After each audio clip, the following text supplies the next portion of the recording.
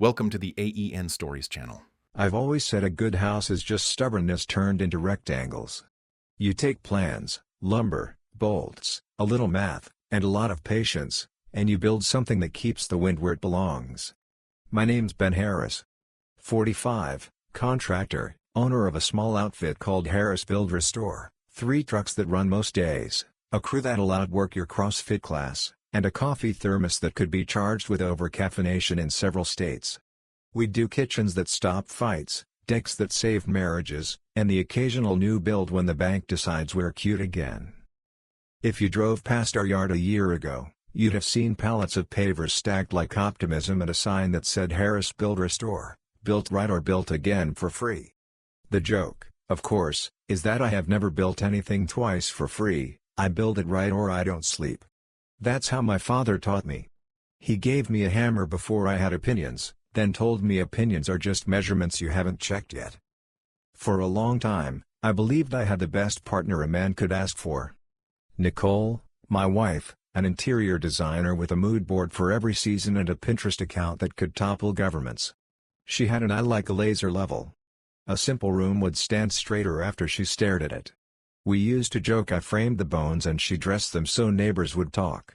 It worked. I'd roll up with a trailer full of joists, she'd roll up with swatches and a confidence that made clients nod before she even spoke. I loved the combo. I loved her. I believed in the compound interest of us. You can tell when a wall's out of plumb from across a room. The human version of it is trickier. At first it felt like Nicole was just busy. She started taking on side projects, little consults, she called them, without looping me in. Nothing huge, just weekend refreshes here and there, a lobby redo for a dentist who believed chairs should be prettier if you're going to suffer in them. They're quick, she'd say, kissing me, fewer boots, more boots with zippers. Then the jobs got bigger. She had a private client who needed a total concept for a lake house I somehow never got invited to bid. She stayed late doing drawings at a co-working space where everyone has nicer water bottles than you. She started a habit of using words like scale, luxury, and curation in sentences that used to hold stud finder. Phillips, and heavy or just ugly? I told myself this was growth, hers, ours, the kind you toast with a beer while your knees complain. I first smelled trouble on a Tuesday that insisted on being Thursday. We'd booked a punch list day on a new build, a brick colonial for a tech guy who thought a foyer should be an Instagram backdrop. I swung by to check the stair rail spacing, could as a jealous god, and there, in the echo of a not quite finished kitchen, stood Nicole with a man I knew by reputation, Warren Keating, developer, wearer of watches heavy enough to anchor a canoe. His company's signs are all over town, Keating Urban Living Lofts with names like the Foundry or the Loom because nothing says artisan like pretending the building used to make socks.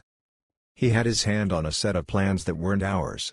He had that developer lean, too, where he tilts in like gravity favors him. Nicole was laughing, her professional laugh, the one you could pour on an RFP and watch it win. "Ben," she said when she saw me. "We were just talking concepts." "Concepts," I repeated. The rail I'd come to measure stood there, legal and unhelpful. "For our job?" "For a job," she said, with a glance at Warren that was either code or stage direction. Warren held out a hand like he was awarding a scholarship. "Ben, pleasure. I've heard your name. Solid work. Very practical." "Practical keeps roofs where they belong," I said, shaking a hand that moisturized. He smiled the way a man smiles when he owns a boat slip. "We're exploring some opportunities with Nicole," he said. "Big projects. Big budgets. Big visions." "Sounds like you've got 3 of something," I said. "Do I need to bring a 4th?" Nicole's eyes flicked, guilt, annoyance, ambition, I don't know. "I'm good at tile layouts, not faces." "We'll talk at home," she said, a sentence people deploy when the thing they're doing at work would not play well at the table where you eat soup. We did talk. That night she put down her wine glass like it was a pointer in a lecture. "Ben, you're great at what you do. But this," she spread her hands in a way that tried to include the air and exclude me, "this is bigger. I've been offered a design director role on a Keating project. It'll be fast track, major press, everything we've wanted." Everything we've wanted, I said, has mostly included me. She exhaled. Please don't make this small. The only small thing I see, I said, working hard to keep my voice in the same room as my body, is the circle you drew and then stepped into without me. Ben, she said, soft, patient, practiced, you're for the dirty work. He's for the real life. This is what growth looks like. There are sentences that put holes in drywall. I did not put any. I just sat, because if you can't hold yourself upright, you don't get to touch the studs. The weeks that followed introduced me to a new level of tired. Jobs we'd been promised dribbled away like loose mortar. A kitchen remodel I'd bid and landed suddenly went in a different direction, the direction being Keating only. A spec house I'd partnered on put me on the slow train to maybe next phase. Nicole took more meetings and clothes you wear when talking is the labor. She came home with shopping bags that didn't feel like our bank account's business. My crew asked if we were okay. I said yes, because no is a ragged thing to show men who trust you with their paychecks. We lost 2 contracts in 1 week. The phone got quiet enough to hear financial ruin moving furniture around in the other room. I sharpened my pencil on bids until the lead was dust. Banks like confident numbers, I was making confetti. Then came the sentence that broke something and made something else. We're not going to make payroll next Friday, my bookkeeper said, a woman who has never once in her entire life made a sentence dramatic on purpose. We made it. Barely. I sold a skid steer I loved like a cousin and didn't tell anyone. I cried in the cab before the guy drove it away. I sat in my office, sheetrock, cheap desk, a view of pallets that used to be a future, and felt as flat as a subfloor. I slept on the couch in the sign room one night because I couldn't bear my own bed. I thought about my father's hands, and how they never shook even when the roof did. That's where the sentence arrived, like a shingle whacking you back to sense. I built it all, and I'll rebuild. That's the thing about being a builder. Even when the walls are your own life, you reach for a plan, a tool, a fix that isn't revenge but does feel like getting plumb again. Step 1, find the rot. I didn't need a moisture meter. I needed paper. Contracts, emails, purchase orders, everything we touched in the last year. I found a folder in Nicole's drawer with a name I didn't recognize, HN Concepts, LLC. That would be Harris Nicole, if the irony department is still open. Only it wasn't ours. It was hers. She'd formed a company, no question, registered to a P.O. box and an address that turned out to be Keating's Innovation Hub, which is a warehouse with nicer lighting. Inside that folder, subcontracts I'd never seen, with my firm's name lightly photoshopped into places it did not belong and then lightly photoshopped back out. Change orders with signatures that looked like mine if my hand had been replaced with a raccoon's. And an authorization letter allegedly for me, giving Nicole broad rights to bind Harris Build Restore to design-build agreements as needed for efficiency. I do not use words like bind or efficiency in letters. I use words like scope, pay schedule, and call me. The signature was not mine. The date was the day I'd been in a crawl space installing a sister joist because we discovered a carpenter ant reunion during demo. I pulled our calendar. I pulled photos of that crawl space because I had texts to the crew griping about the angle. The timestamps sang like a choir. I was under a house while I was signing over my company.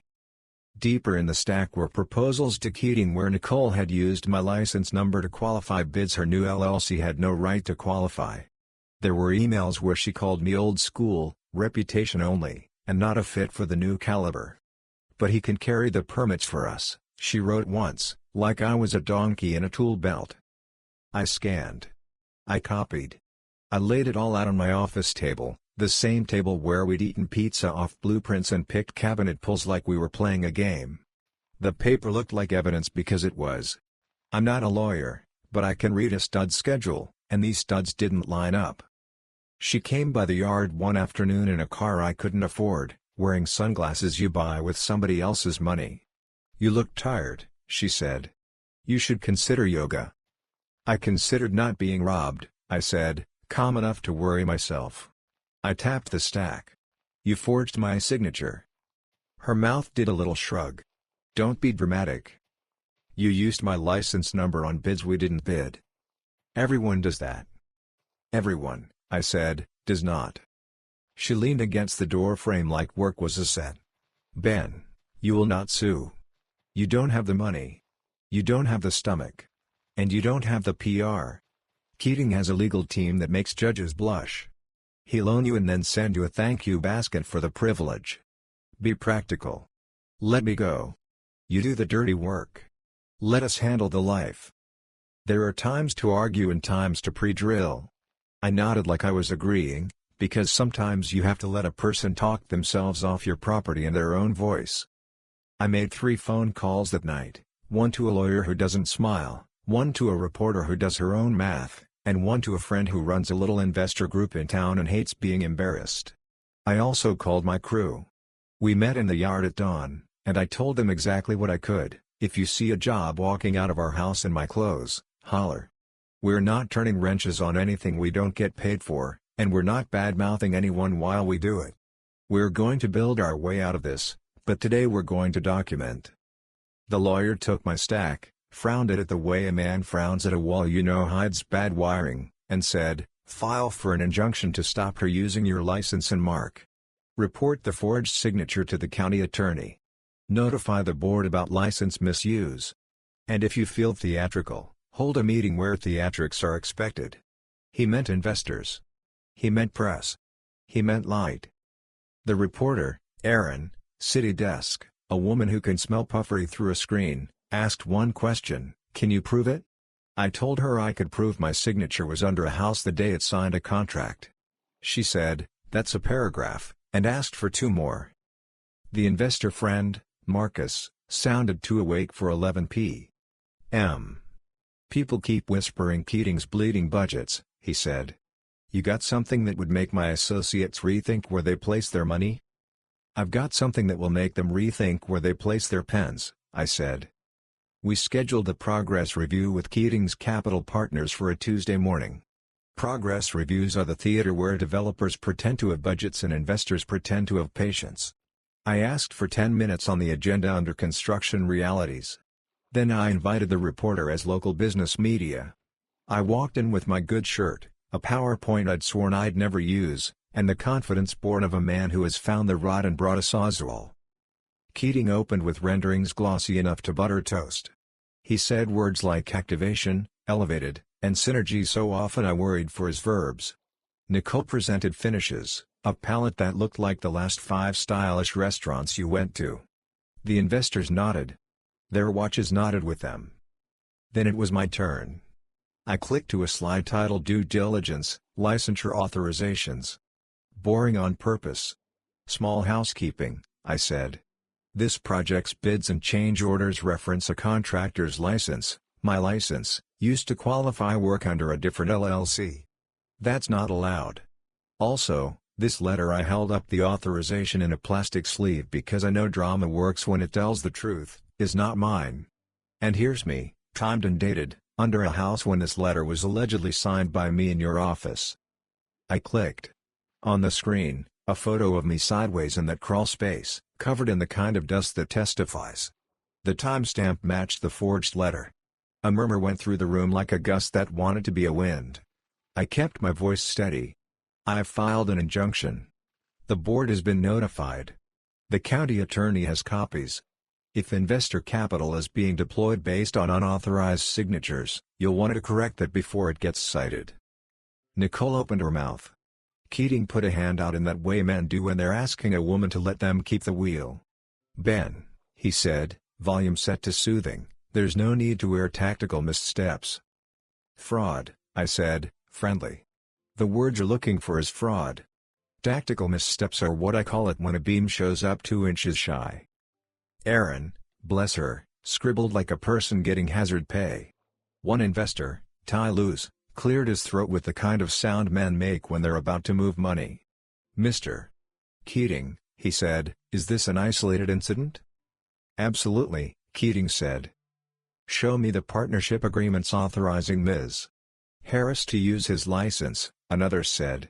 "And the risk disclosures." "Of course," Keating said, eyes the exact temperature of a soldering iron. He had nothing. That was the quiet part. Papers got passed. The meeting ended in a pile of "We'll be in touch and our counsel will review." Nicole shot me a look that would have withered drywall. I walked out into air that felt new. The next 2 weeks were busy in that way where your phone becomes another part of your skeleton. The court granted the injunction. Nicole couldn't use my name or license number to bind anything to anyone. The licensing board opened an inquiry into Keating's firm for what the letter called irregularities in contractor of record representations. That's bureaucracy for you, lied in a place we care about. The county attorney sent a politely scary letter about forged signatures. The reporter's story ran, "Developer's project faces license questions, designer tied to forged authorization." It was careful. It was accurate. It did not use words like monster. It used words like verify. Clients who'd ghosted me texted like old friends. Saw the story, yikes, one wrote. "You good?" "Better," I typed, and meant it. Keating tried to hold on. Investors don't like surprises unless they involve desserts. 2 pulled out. 1 hit pause. The board temporarily reassigned Keating to a different initiative that I suspect involved a smaller room and more PowerPoint.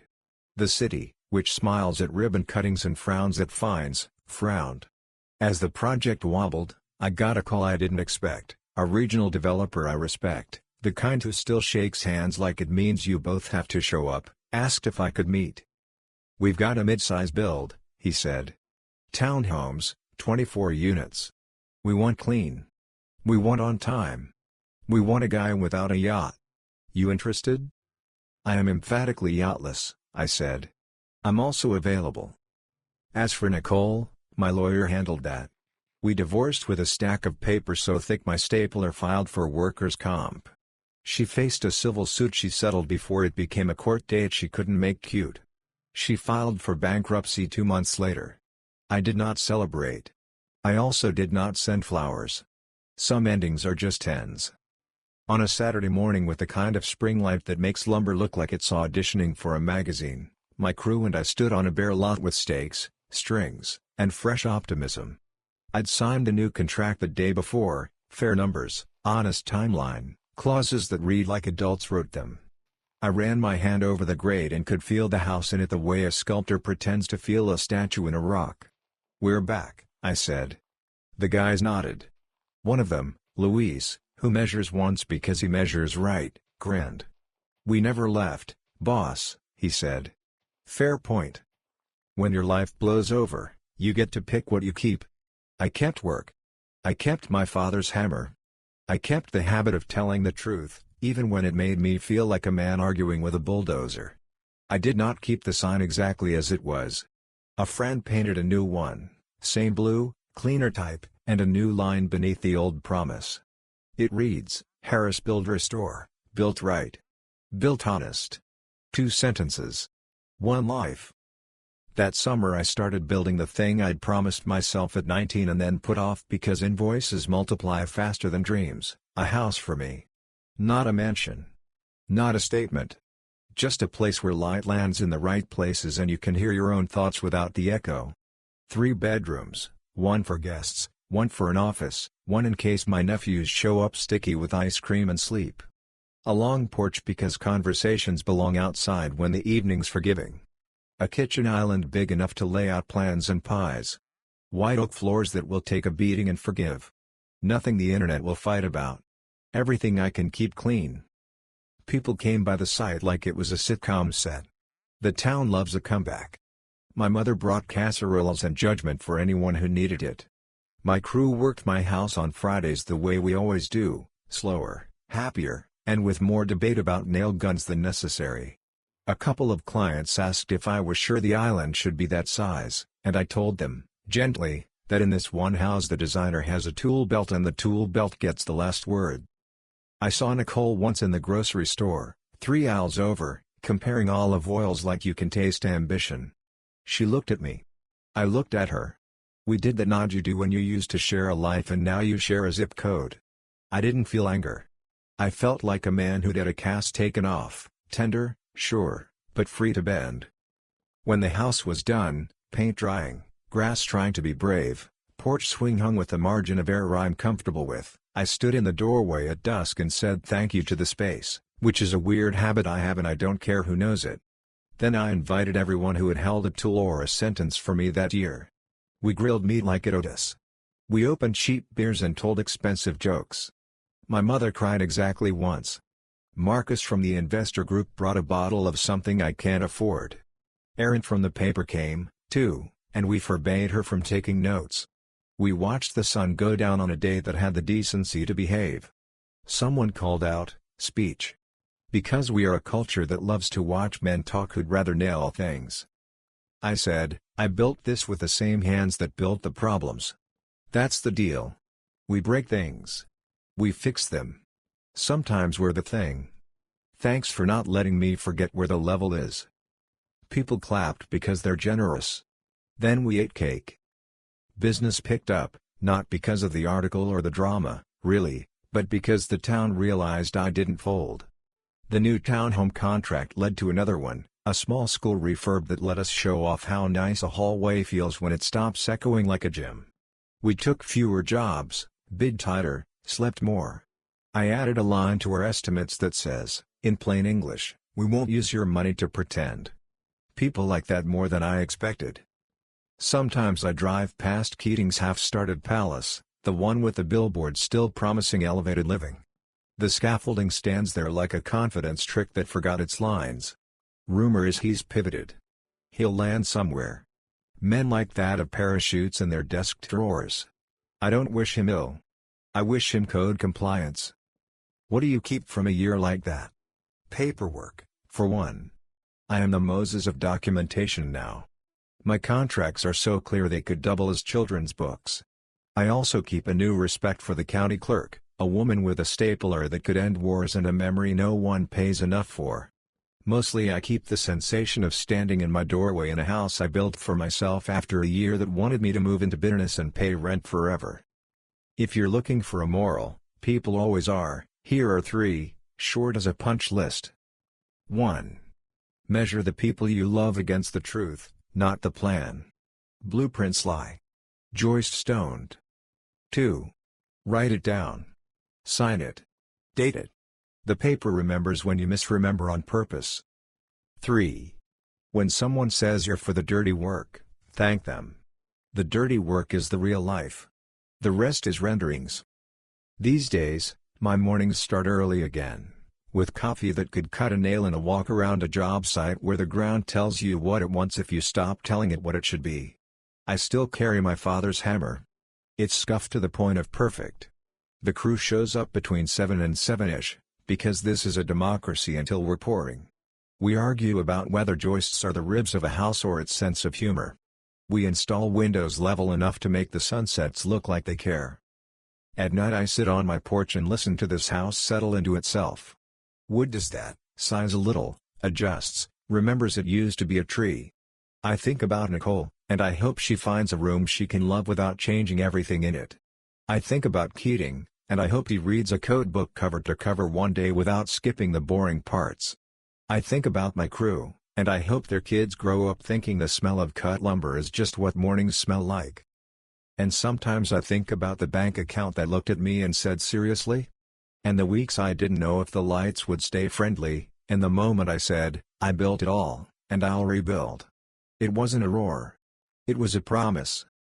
The sign at the end of my drive catches headlights at night, Harris Builder Store, built right. Built honest. Folks tell me it makes them smile. Me too. But the words I like best aren't on the sign. They're the ones my father said when I was 12 and failed at my first miter. Boy, wood forgives if you cut it again the right way. So does life, if you pick up the saw and try. I'm not a poet. I'm a builder. I make things square. I keep the wind where it belongs. And I sleep, in a house I built, like a man who found plum again. Thank you for listening my story. If you want more raw, real, and gripping stories like this one, subscribe to the AEN Stories channel. Your support keeps these stories alive.